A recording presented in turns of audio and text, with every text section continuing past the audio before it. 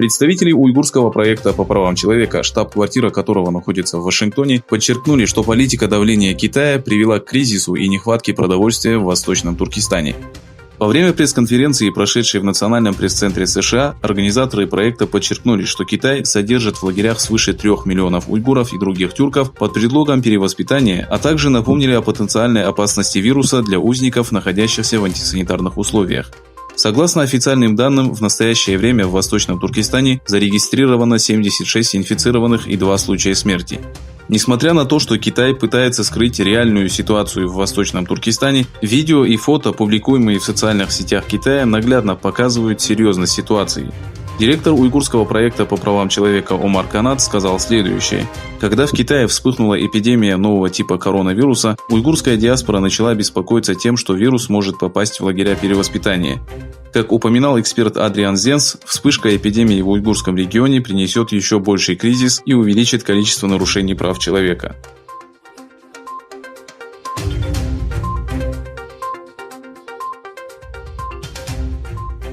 Международный центр приграничного сотрудничества Хоргос будет закрыт до середины марта. Совместно с администрацией китайской части Международного центра была проанализирована текущая эпидемиологическая ситуация на территории Китая. В результате было принято решение о продлении срока закрытия центра до 15 марта 2020 года. Отмечается, что в случае изменения режима работы до указанного срока администрация центра сообщит дополнительно. Наблюдатели считают, что несмотря на заявление Китая о спаде инфекции и отмене запрета на передвижение в некоторых провинциях, закрытие Международного центра приграничного сотрудничества Хоргос является показателем тяжелой обстановки в Китае.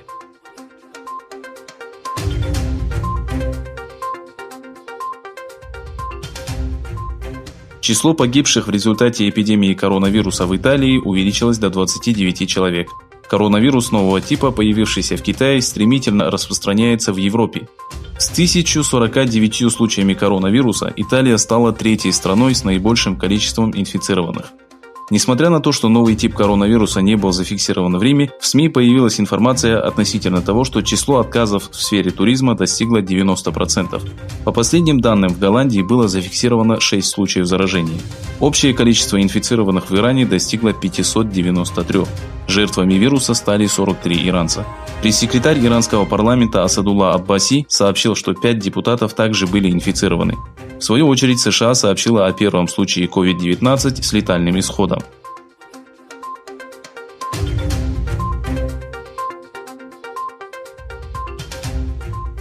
США и Талибан подписали соглашение, которое, как ожидается, положит начало мирному процессу в Афганистане.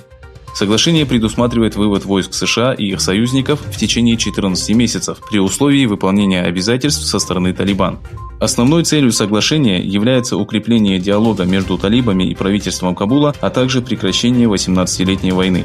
В церемонии подписания, состоявшейся в Дохе, приняли участие госсекретарь США Майк Помпео, министр обороны Марк Эспер, мулла Абдул Гани Барадар, президент Афганистана Ашраф Гани и генеральный секретарь НАТО Йенс Столтенберг.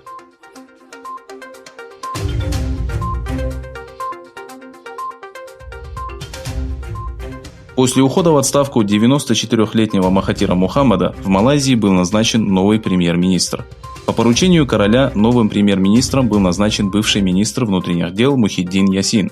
Было отмечено, что ранее король заявлял о том, что Ясин, назначенный 24 февраля исполняющим обязанности премьер-министра, получит поддержку значительной части парламентариев.